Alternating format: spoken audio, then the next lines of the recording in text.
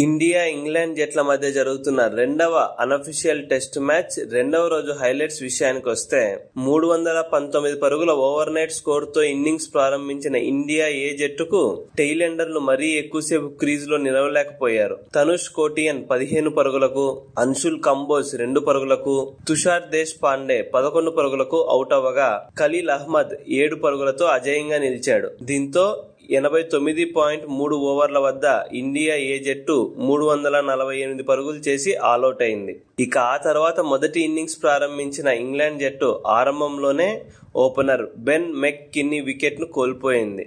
Opener McKinney 12 పరుగులు మాత్రమే చేసి అన్షుల్ కంబోజ్ బౌలింగ్ లో అవుట్ అయ్యాడు. ఇటువంటి పరిస్థితుల్లో మరో opener Tom Haynes, one down batter Emilio Gay అద్భుతంగా బ్యాటింగ్ చేస్తూ భారత బౌలర్లను సమర్థవంతంగా ఎదుర్కొంటూ స్కోర్ బోర్డును ముందుకు తీసుకెళ్లారు. భారత బౌలర్లు ఎంత ప్రయత్నించినా వీరిద్దరూ సూపర్ బ్యాటింగ్ తో విసుగు తెప్పించి పరుగులు రాబట్టారు. ఈ ఇద్దరు రెండవ వికెట్ కు 97 పరుగుల భారీ భాగస్వామ్యాన్ని నెలకొల్పారు. టీమిండియా బౌలర్లను సమర్థవంతంగా ఎదుర్కొంటూ మంచిగా పరుగులు రాబట్టారు. ఇదే క్రమంలో టామ్ హెయిన్స్ అర్ధ సెంచరీ కూడా సాధించాడు.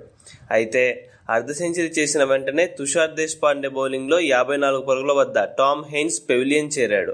ఇక ఆ తర్వాత క్రీజ్ లోకి వచ్చిన జోర్డన్ కాక్స్ తో కలిసి ఎమిలియో గే మరోసారి కీలక భాగస్వామ్యానికి తెరలేపాడు. వీరిద్దరూ కలిసి మూడో వికెట్ కు 69 పరుగుల భాగస్వామ్యాన్ని జోడించారు. ఇదే క్రమంలో ఎమిలియో గే అర్ధ సెంచరీ సాధించడమే కాకుండా సెంచరీ వైపుగా దూసుకెళ్లాడు.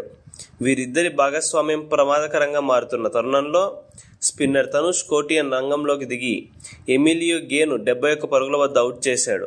దీంతో ఇంగ్లాండ్ జట్టు 192 పరుగుల వద్ద మూడో వికెట్ ను కోల్పోయింది. రెండవ రోజు ఆట ముగిసే సమయానికి ఇంగ్లాండ్ జట్టు 3 వికెట్లు నష్టపోయి 192 పరుగులు చేసింది.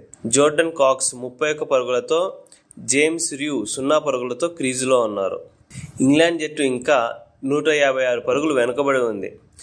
ఇండియా ఏ బౌలర్ల విషయానికి వస్తే అన్షుల్ కంబోజ్, తుషార్ దేశ్ పాండే, తనుష్ కోటియన్ ఈ ముగ్గురు కూడా చెరొక వికెట్ దక్కించుకున్నారు. నితీష్ కుమార్ రెడ్డి, ఖలీల్ అహ్మద్, శార్దుల్ ఠాకూర్ వికెట్లేమీ దక్కించుకోలేదు. తుషార్ దేశ్ పాండే 1 వికెట్ దక్కించుకున్నా 5కు పైగా సగటుతో పరుగులు సమర్పించుకొని నిరాశపరిచాడు. నితీష్ రెడ్డి కూడా 4కు పైగా పరుగులు సమర్పించుకొని పెద్దగా ఆకట్టుకోలేదు. మరి మూడవ రోజు టీమిండియా బౌలర్లు ఏ విధంగా బౌలింగ్ చేసి ఇంగ్లాండ్ను కట్టడి చేస్తారో చూడాలి. ప్రస్తుతం ఇండియా ఏ జట్టులో ఉన్న బౌలర్లలో అన్షుల్ కంబోజ్, ఖలీల్ అహ్మద్, తనుష్ కోటియన్ పరుగులు ఎక్కువగా ఇవ్వకుండా ఒత్తిడి పెంచేలా బాగా బౌలింగ్ చేస్తున్నారు. కానీ నిరాశ కలిగించే విషయం ఏంటంటే ఈ ముగ్గురిలో ఒక్కరికి కూడా టీమిండియా మెయిన్ స్క్వాడ్ లో చోటు దక్కలేదు.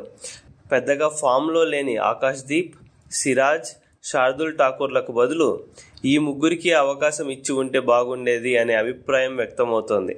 ఈ విషయంలో మీ అభిప్రాయాన్ని కమెంట్ చేయండి. మరిన్ని స్పోర్ట్స్ అప్డేట్స్ కోసం మా ఛానల్ని సబ్స్క్రైబ్ చేసుకోండి.